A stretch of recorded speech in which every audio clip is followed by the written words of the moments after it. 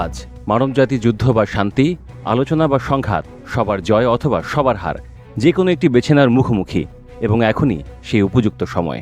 কথাটার ওজন ও গুরুত্ব টের পাওয়া যাচ্ছে দর্শক।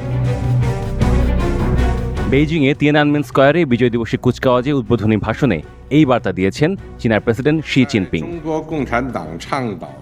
চীনের ইতিহাসের সবচেয়ে বড় সামরিক কুচকাওয়াজে রুশ প্রেসিডেন্ট ভ্লাদিমির পুতিন, উত্তর কোরিয়ার সর্বোচ্চ নেতা কিম জং উন, ইরানের প্রেসিডেন্ট মাসুদ পেজেশকিয়ান সহ 2 ডজনেরও বেশি বিশ্বনেতাকে পাশে নিয়ে শি জিনপিং উপস্থিত ছিলেন বীর দর্পে। সব মিলে অনুষ্ঠানে উপস্থিত ছিলেন 50,000-এর বেশি দর্শক। পশ্চিমা নেতাদের বাদ দিয়ে তাদের চোখে ব্রাত্য পুতিন, কিম ও পেজেশকিয়ানকে অতিথি বানিয়ে নতুন অত্যাধুনিক অস্ত্রের প্রদর্শনীর মাধ্যমে বিশ্ব ব্যবস্থা নিয়ে বেইজিংয়ের অভিলাষ ফুটিয়ে তোলার চেষ্টা করেছেন শি। এই আয়োজনের উদ্দেশ্য ছিল চীনের সামরিক শক্তি ও কূটনৈতিক অর্জন বিশ্ববাসীর সামনে তুলে ধরা, তাও এমন এক সময়ে যখন মার্কিন প্রেসিডেন্ট ডোনাল্ড ট্রাম্পের শুল্ক যুদ্ধ ও ওলটপালট নীতি শত্রু মিত্র সবার সঙ্গেই ওয়াশিংটনের সম্পর্ক খারাপ করছে। চীনা কমিউনিস্ট পার্টির শীর্ষ নেতা শি বলছিলেন, ইতিহাসের সঠিক পাশে চীনের জনগণ অটল ও অবিচল থাকবে। বলছিলেন, তার দেশ অদম্য এবং কখনোই কোনো হুমকির কাছে মাথা নত করবে না।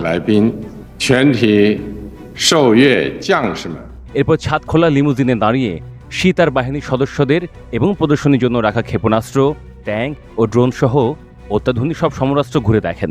চীনের বিপ্লবী নেতা মাও জে দংয়ের আদলে স্যুট পরে অনুষ্ঠানে যোগ দিতে আসা 2 ডজনের বেশি দেশের সরকার ও রাষ্ট্রপ্রধানকে গুড টু সি ইউ এবং ওয়েলকাম টু চায়না বলে অভ্যর্থনা জানান শি। জমকালো কুচকাওয়াজের পাশাপাশি শি, পুতিন ও কিম নিজেদের মধ্যে প্রতিরক্ষার সম্পর্ক আরও ঘনিষ্ঠ করার কোনো ইঙ্গিত দেন কিনা সেদিকেও পর্যবেক্ষকদের নজর ছিল। আলাদাভাবে চীন, উত্তর কোরিয়া এবং উত্তর কোরিয়া রাশিয়ার মধ্যে এ ধরনের চুক্তি থাকলেও 3 দেশ একত্রে নেটো গোছের কোনো প্রতিরক্ষা সমঝোতা বা চুক্তিতে নেই।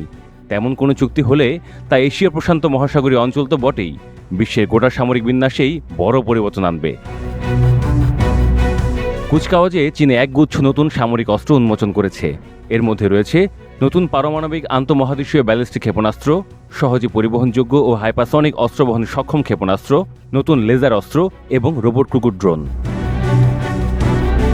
চীনের সেনাবাহিনী পিএলএ যে ব্যাপক সামরিক আধুনিকায়ন কর্মসূচি হাতে নিয়েছিল, তার ফলশ্রুতিতে বেইজিং এখন অনেক ক্ষেত্রেই যুক্তরাষ্ট্রকে প্রায় ধরে ফেলেছে।